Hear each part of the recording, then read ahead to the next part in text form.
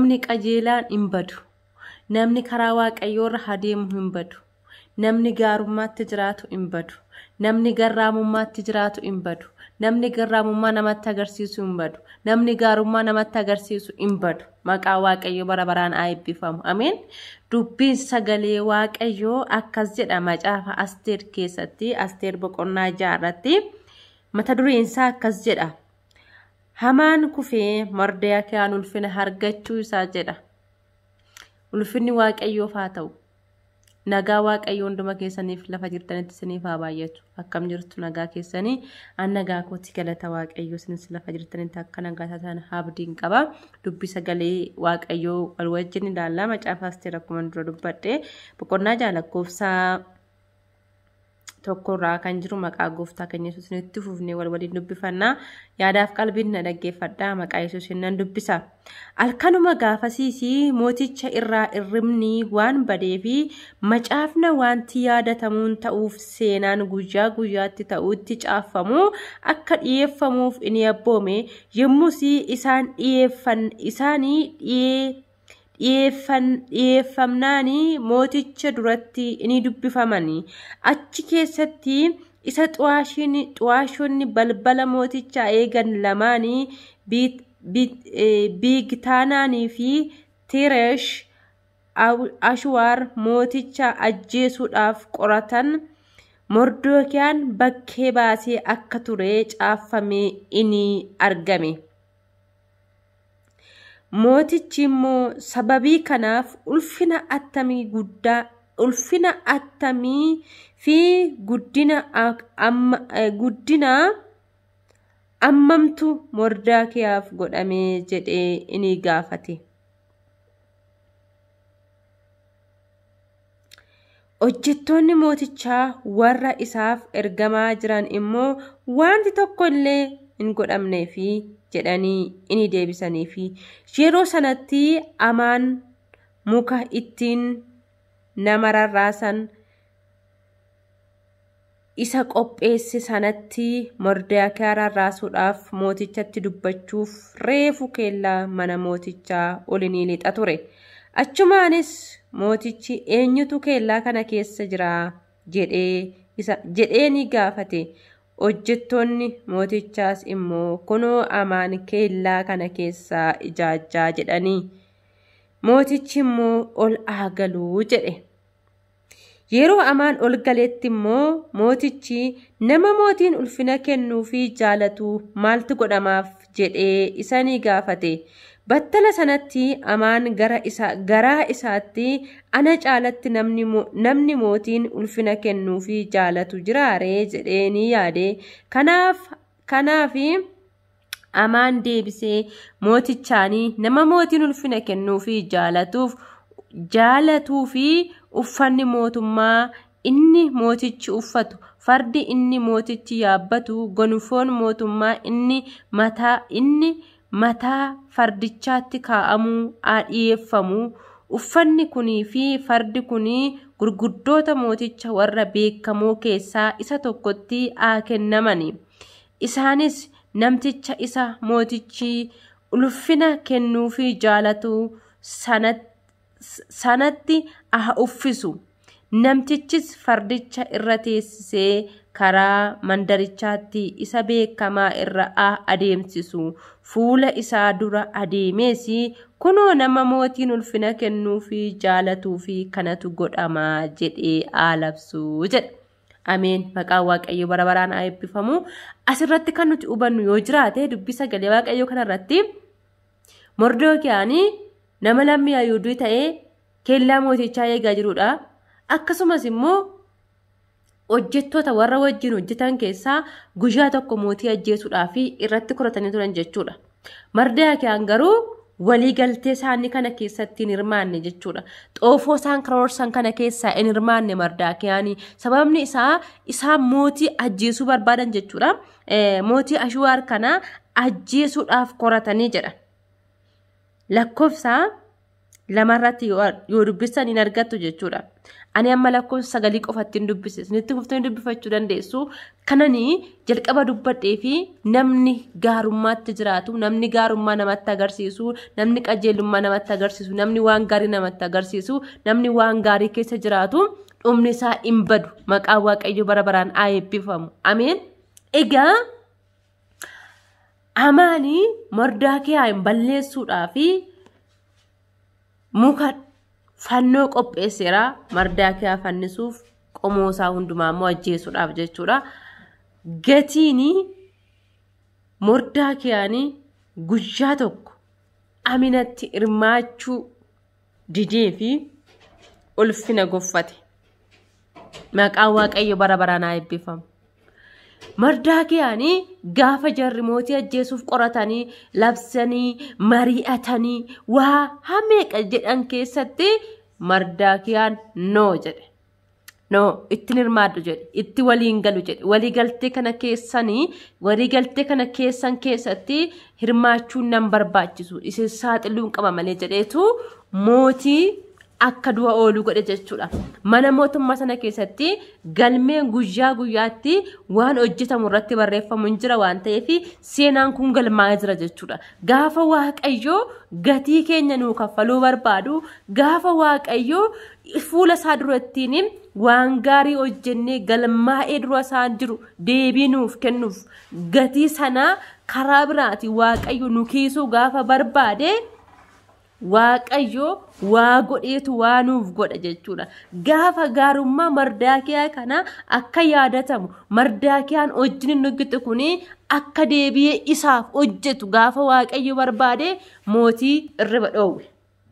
Halkan maal godhe Waaqayyo mooticha irraa irriba balleesse. Kanaaf mee deema galmee mana jiru kana hunduma mee asnaaf daa gaafa jedhuun galmeen fuula isaatti dhiyaatanii galmee kana dubbisuu gaafa jalqabu Mordekaayaan guyyaa tokko akka mootii du'a oolchee akka ulfina guddaa isaaf godhamee jirutti sammuu isaatti yaadee jira. Inni gaafa dubbisee argu jechuudha.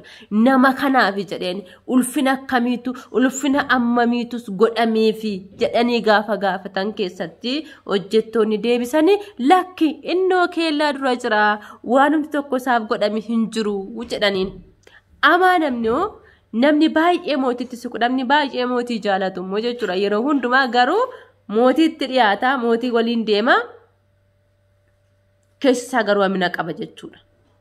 Namni bakkee kana keella kana keessa jiru eenyu naawaamaa jedhani gaafa jedhu keessatti Amaan immoo Mordekaayiin muka fannoo qopheessatti akka fannisuu fi mootii gaafachuuf ol seenee jira jechuudha. Mooraa sanatti gaafa ilaalanii Mordekaayiin bakkee jira jedhaniin olaa galuu ol waamaa jedhaniin gaafa waaman keessattiin yaa Hamaan nama mootiin jaalatuu fi nama mootiin ulfina kennuu jaalatuu fi maaltu godhamaa jedhee gaafa gaafatu keessatti garaa isaatti namni ana caalaa mootiin jaalatu nama ana caalaa mootiin ulfina kennuu fi jaalatu maaltu jiraree jedhee gaafa yaadu keessatti ana caalatti namni isa jaalatu ana caalatti namni mootiin kabaju anaan olitti namni biraa injiru jedhee sammuu isaatti waan amansiisee fi nama mootiin jaalatuuf jedhee deebisee fi nama mootiin jaalatuu fi nama mootiin ulfina kennuu fi jaalatuu fi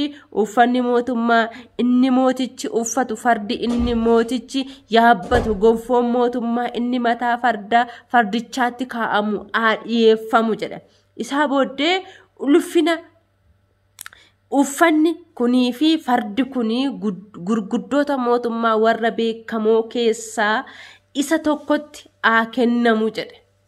Isaa booddee isaanis nama mootiin ulfina kennuu fi jaalatuu fi sanatti uffisanii ergattuu wisanii fardicha yaabsisanii fardicha gugguufanii arkisanii magaalaa keellaa gudditti magaalaa keessa deemanii nama mootiin jaalatu nama mootiin ulfina kennuu fi jaalatuu fi kanatu godhamaa fi kanatu kennamaa fi jedhee labsamuu jedheeti dubbii deebii kenna jechuudha. Gaafa kana dubbiin faallaadha. Waaqayyo dubbii faallaadha jechuudha. Dubbii Waaqayyoo fi dubbiin namaa yaadni keenyaa fi yaadni Waaqayyo gargar jechuudha. Isaa booddee gaafa akka jedhe deebii kennu lakkoofsa kanatti geessitanii dubbistanii waan amma jette kana otoo irraan irrisiinii dhaqiitii mootii Mardaakiyaadhaa fi godhiifittiin jedheeni Waaqayyo hojii guyyaa tokko Mardaakiyaan gaarummaa hojjete amanamummaadhaan bakka keellaa eeguu kana waardiyya zabanyaa ta'ee jiraachuu kanarraa bakka watti walii galee mootii kana ajjeese birri guddaa argadhe jireenya koo jijjiiruu jireenya koo maatii koo jijjiiruu biyya ormaa kana keessa galaa ta'e jiraachuu kana keessaas galuunaa wayya jedhe jallina isaanii wajjin hirmaatu hin barbaanne jechuudha amaan. Mardaakiyaan dhiifama. Kanaaf iyyuu obboloota koo hojii nuti guyyaa guyyaatti hojjennu fuula Waaqayyoo duratti akkamitti nuuf galmaa'aa jira. Akkasuma Yoosef obboloota isaa gidduutti kan inni jibbamee fi sababa qajeelummaatti sababa gaarummaatti jiraatuuf jechuudha. Obbolaansa gaafa balleessan obbolaansa gaafa waa nama hojjetanii galee abbaa isaatti mamaleenni isaa wajjin itti hirmaatu sababa kanaatti obbolaansaa maal godhanii Yoosefiin hin jibbanii jibbuu bichaa miti dabarsanii boolla keessatti gatanii achi keessaa baasanii maal godhanii biyya Gibxitti dabarsanii gurguranii deemanii garuu harka isaatti kufanii Waaqayyo qajeelummaatti gaafa jiraannu rakkina keessa nu buuse nu qoree nu ilaale akka nuti jabaannee dhaabbannuu fi Waaqayyo nama jaalatu qora qajeelummaatti jiraachuu Yoosefi isa qorsiise obbolaasaa keessa biyya isaa keessa maatii isaa gidduudha baasee biyya Gibxitti galaatee akka jiraatu isa taasise garuu achi keessatti Waaqayyo isan ganne achi keessatti garuu Waaqayyo isan dhiifne isa qoruun dhiifne garuu inni immoo qorumsa sana darbuun dadhabne in darba qorumsa sana jechuudha. Qajeelummaa isaaniifne kaleessa qajeelummaatti sababiin jiraadheef amina obboloonni koo godhan waan galee abbaa kootti meef obbolaan kun jibbanii boollatti nagatanii achi baasanii na gurguranii amma immoo biyya Gibxi kana keessatti galaatee iddoon jiraadhu kanatti immoo bakka akkuma argetti jiraadhee jireenya koo jijjiiruun qaba hin jenne wanta gaarii fakkaate gaarummaa uffate keessi isaa immoo amaa keessi isaa immoo badaa ta'e in arga ture achi keessatti arkasaa illaanni aminatti arkasaa illaanni cubbutti arkasaa ilaalle jallinatti wanta gaarii fakkaatee keessisaa amaa ta'ee dhufe hunduma darbe jechuudha Yoosef. Maaliif jennaani sababii kanaatti achi keessatti guddina gara guddinaatti mana mootummaa keessatti bakka aangoon hundumti isaaf kenname mootichi haadha manaasaa malee waan dabarsiisatti illaanni hin qabu jedha. Inni garuu amanamaa ta'e Yoosef amma dhumaatti amanamummaa saganamaan gurgurre amanamummaa saganamaan jijjiirre Yoosef. Qarshiidhaan hin jijjiirre rakkinaan hin jijjiirre argachuu dhabuudhaan hin jijjiirre amanamummaa isaa qajeelummaan jiraachuusaa gaarummaan jiraachuusaa cubbuu hin biituffachuusaa ittuma fufe jechuudha amma dhumaatti. Kanaaf dhumarratti maal ta'e mirgaan galee moo'ichaan galee maqaan Waaqayyoo bara baraan haa eebbifamu. Ulfinni guddaa Waaqayyoof haa ta'u. Kanaaf Mardaakiyaanis qajeelummaatti gaafa jiraate salphinni duuni badiin isaaf qophaa'e gaarummaa inni hojjeteen gaarummaatti inni jiraachaa tureen ulfinni kan malu Waaqayyo qofaaf jechuudhaan sababiin amaanii Mardaakiyaan jibbuu fi namni kamuu Mardaakiyaan baay'ee mootitti waan siquuf baay'ee mootinis waan jaalatuuf waan inni jaalatamuu fi hundumtuu isaaf hin qoma'uuf ture. Mardaakiyaan garuu sagadamuuf hin qoma'uuf hin qabu Waaqayyo qofa jedhe sababa kanaatiif amaan Mardaakiyaan hin jaalatu jechuudha. Waaqayyo garuu qajeelummaatti jiraanne Waaqayyoof gaafa deddeebine daandii Waaqayyoo irra gaafa jiraanne amanamummaa keenya eegganne isaaf jiraachuu keenya eegganne gaafa jiraannu Waaqayyo dabarse amaatti isa nuti beeknutti isa nuti hin beeknetti nuun kenna. Karaa barbaadeen nu oolcha Waaqayyo. Maqaan gooftaa keenya Yesuus Kiristoos haa eebbifamu. Maaliif jennaani obbolaan Yoosef du'eera ta'ani malee jiraatti yaanna jechuudha. Waaqayyo garuu bu'aa ba'ii rakkinaa gufuu rakkinaa hundumaa keessatti isa barsiisaa isa dabarsaa isa jiraachisee wanti hundumtuu harkasaa keessa akka galuu godhe jechuudha. Mana mooticha keessatti immoo haati manaa mootii kanumayyuu ija ishee irra kaawwattee Yoosefiin baay'ee qorteetti inni garuu qorumsa sana keessatti hin kufne hin darbe mana hidhaatti dabarfamee kennamus achi keessattis waaqayyo isa wajjiniin ta'e achi keessattis hiika abjuu ta'e mootiidhaaf abjuu hiikaa ture akkasuma mana hidhaa sana keessatti sababiin waaqayyo achi isa baasee fi warra hidhamanii turan sanaa fi eegdota mana mootii hojjettoota mana mootii sanaa namni achi keessatti hidhame inni abjuu hiikee fi abjittis immoo akkuma inni hiikeef ta'e tokko waan jiruu fi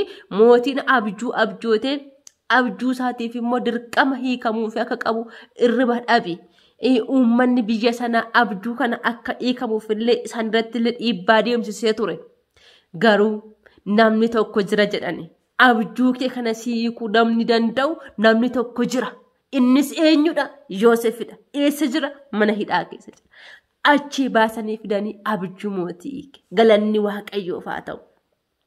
Qajeelummaa keessa jiraanne jireenya keenya dadanqamaa yoo ta'e iyyuu otoo qajeelummaatti jiraannu daandiin keenya caccabaa yoo ta'e karaan nuti irra deemnu bu'aa ba'ii yoo ta'e rakkisaa yoo ta'e yaaddessaa yoo ta'e kan nama boosisu yoo ta'e kan nama gaddisiisu yoo ta'e yeroodhaaf malee keessatti nafamu in darbama.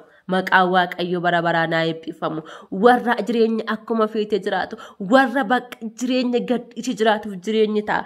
Anoo waaqayyo wajjin otuman deemu jireenyi koo garuu isaanii gadi. Bultiin koo garuu isaanii gadi. Jennee isaanittu gaafa madaallu abdii kutannee amanamummaa waaqayyo wajjin qabnu sana. Qajeelummaa waaqayyo wajjin qabnu sana. Gaarummaa fi garraamummaa waaqayyo wajjin qabnu sana diiguun nurra hin jiraatu. Waaqayyo gaafa nama yaadatu yeroo isaatti nama yaadata waan gaariis immoo namaaf godha. Maqaan waaqayyo bara baraan haa eebbifamu. Yeroo galgala keessa waaqayyo Abrahaamiif Saaraayyuu yaadate isaan eebbise. Waaqayyo yeroo isaatti isa namaaf dubbate isa namaaf jedhe namaaf raawwata. Isa nuti ittiin jiraannu isa nuti isaaf jiraannu sanas waaqayyo nuuf lakkaa nuuf ilaala galmee keenya irratti nuu qaba. Guyyaa tokko immoo walitti qabee waaqayyo deebii keenya nuuf kenna. Maqaan waaqayyo bara baraan haa eebbifamu. Guyyaa tokko qabee sassaabee waaqayyo Yoosefiif deebise. Biyyittii keessatti mootii ta'e sabni Israa'el baay'ee oranii baay'atanii obbolaansaa haatisaa abbaansaa warri inni biraa ba'e suni guyyaa tokko harka Yoosefitti galan. Maqaa waaqayyo bara baraan haa eebbifamu. Dubbiin qajeelummaatti jiraachuu, dubbiin gaarummaatti jiraachuu, dubbiin amanamummaatti jiraachuu, dubbiin daandii waaqayyoo irra jiraachuu salphaa namatti fakkaata. Garuu galgala keessa nama kabaja. Dhumni isaa garuu eebba baatee namaa dhufa. Dhumni isaa garuu gaarummaa baatee namaaf dhufa. Dhumni isaa garuu eebba hin dhumne baatee namaa dhufa. Amma gaddaa adeeman, amma boo'aa adeeman, amma abdii kutachaa waan garaa garaa keessatti jilbi ofii dadhabaa, jireenyi ofii dadhabaa ta'e keessatti isaa olitti dachaa meeqa ta'a jechuudha. Eebbichi gaafa dhufu. Ulfinni waaqayyoof haa ta'u. Waaqayyo nama eebbisa. Waaqayyo nama keessa. Maaliif jennaan nama isaaf jiraatu waaqayyo hin gatu kaa. Nama qajeelummaan karaa isaarra jiraatu waaqayyo hin ganne. Maqaan waaqayyo bara baraan haa eebbifamu. Gungummii keenya waaqayyo hin dhagaa. Boo'icha keenya waaqayyo hin dhagaa. Daandii keerra deemaan jira. Siif jiraachaan jira. Siif jedhee waan baay'ee imbii jedhee darbee dhufeen jira. Siif jedhee waan baay'ee irraa goree dhufeen jira. Garuu immoo warri na faana deeman sun na dursanii jiru. Dudduuba isaanii jiran. Jettanii abdiin kutateena. Waaqayyo guyyaa tokko nama yaadata. Gaafa nama yaadatus immoo akka namaa qunxuraa miti. Eebbisaa. Akka namaa qicuu miti eebbisaa. Safara malee daangaa malee namaa kenna. Maqaan waaqayyo bara baraan haa eebbifamu. Maaliif jennaani qajeelummaatti mardaa kan jiraachuunsaa labsii amaan irratti qopheesse. Isa fannisuu saba Ayuudii immoo balleessuu akka ture. Hojiin inni kaleessa gaarummaatti jiraate, inni kaleessa amanamummaadhaan waaqayyo duratti deddeebi'aa ture suni du'a isa oolche. salphina isa oolche, qaanii isa oolche, yeelloo isa oolche, kabaja guddaa fideefi dhufe. Maqaan Waaqayyoo bara baraan haa eebbifamu. Magaalaa gudditti keessa deemanii farda mootii yaabanii uffati mootiitti uffame amaan immoo dura deemee gugguufe nama mootiin jaallatuuf kanatu godhamaaf jedhamee labsame. Gaarummaan inni dhoksaatti hojjete suni magaalaa guddittiitti bahee labsame. Wanta nuti hojjennu hojii keenya amaas ta'e gaaris namni hin argu. Kan argu Waaqayyoodha. Waan nuti dhoksaatti gaarummaa goonus, waan nuti dhoksaatti amina goonus Waaqayyoon arga. Isa amaanis, isa gaaris Waaqayyo akkuma akkasaatti safaree kennaaf. Qodaa itti safartanii namaaf laattanii gidi dhiitame siniifis safarama jedha. Qajeelummaan Mordaakiyaan godhe gidi dhiitameet ulfinaan safaramee deebi'eef. Ulfina guddaa baatee deebi'eef. Yoosefis akkuma kana. Kanaafi abdii hin kutiinaa. Amanamummaa keessan hin dhiisinaa. Qajeelummaatti jiraachuu keessan hin dhiisinaa. Gaarummaatti jiraachuu keessan hin dhiisinaa. Amanamummaa fi gaarummaa, arjummaa, gara laafummaa Waaqayyo wajjin qabdassana haala keessa jirtanii madaaltanii hin gatiinaa.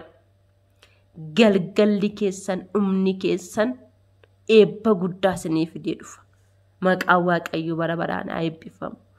Warri jireenya gadhisitti jiraatan, warri jireenya alalummaatti jiraatan, warri jireenya xuraa'aatti jiraatan, akka daraaraa bakkeetti yeroof malee, in darbaa yeroof malee, dachaa sanadha kan isaan adabbiin isaan eeggatummoo akkuma isa kanaa jechuudha.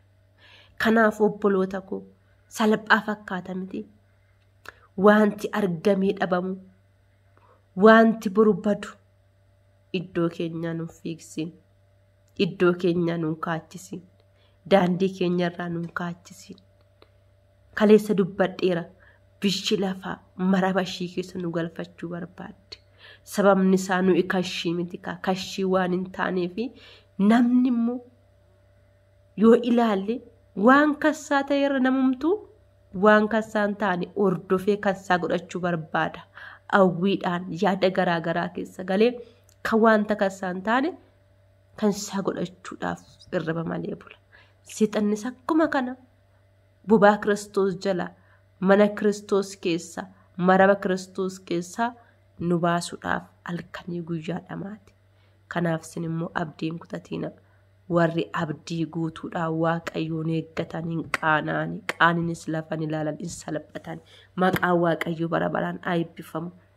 Ayyaanni Waaqayyoo isiniif haa baay'atu. Eebbifamaa.